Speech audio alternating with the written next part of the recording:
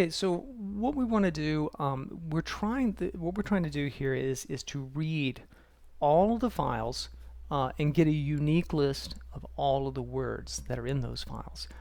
That's going to be the source of the words that we use to generate our passwords. So we know about we have each of our file handle here, and we know that we could, for instance, say, you know, the contents is equal to fh.read, and that would read the entire file into memory. That's just a little bit dangerous. With the input files that I provided in the repository, you're probably not going to have a problem with that. But I do want you to think about having to deal with larger files. And so reading the entire file into memory is not really a good idea.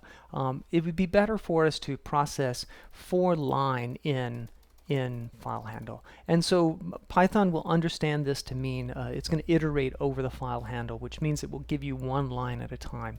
So it only has to allocate as much memory for each line for the largest line, and then it can release that memory and allocate memory for the next line. So this is a much more memory efficient way of reading through.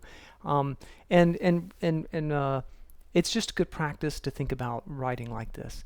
So now we're iterating now 3 levels of for loops, 1 for each file, 1 for each line in each file, and then we want to break each line into words. And we've already done this many times now from the word count and all different kinds of programs.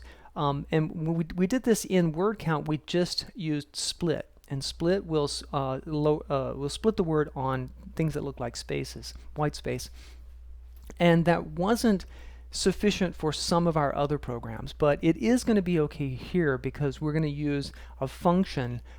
It wasn't okay before because that leaves punctuation attached to words, like a comma at the end of the word, or an exclamation point, or a quote, or something like that. But we're going to write a function to remove those characters, so it's going to be sufficient for this program. You are welcome, of course, to split using some of the more advanced regular expressions that we've used before. There's a couple things that I'm trying to get at here in the teaching, but you're welcome to do this a different way. So I'm going to split each line for word in line, and I want to lowercase it because I'm going to get everything into a consistent case. I'm going to lowercase that, and then I'm going to split the word. And here I need to put that word into some sort of a container. Now the containers that we've used up to this point, we started off with lists and the picnic, and lists are very good. We can look for membership in a list, and we can make a selection out of a list, and that's great. But the elements in a list do not have to be unique, and we really just want the unique words. We don't want all the words.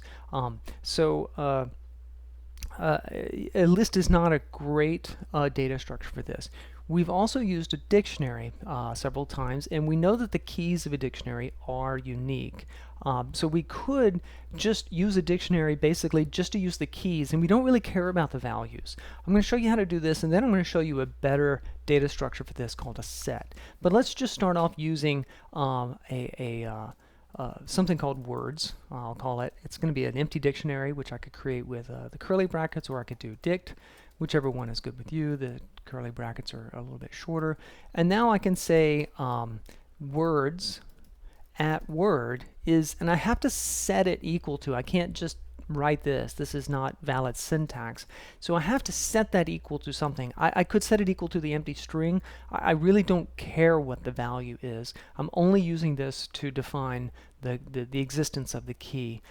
When I need to do things like this, if I have to use a dictionary, I would just typically use just one.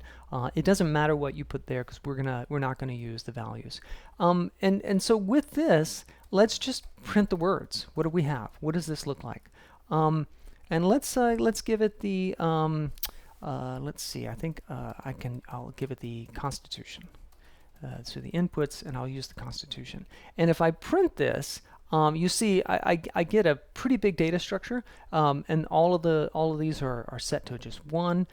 These are the unique words that are in the Constitution. And you see here, we need to get rid of the punctuation.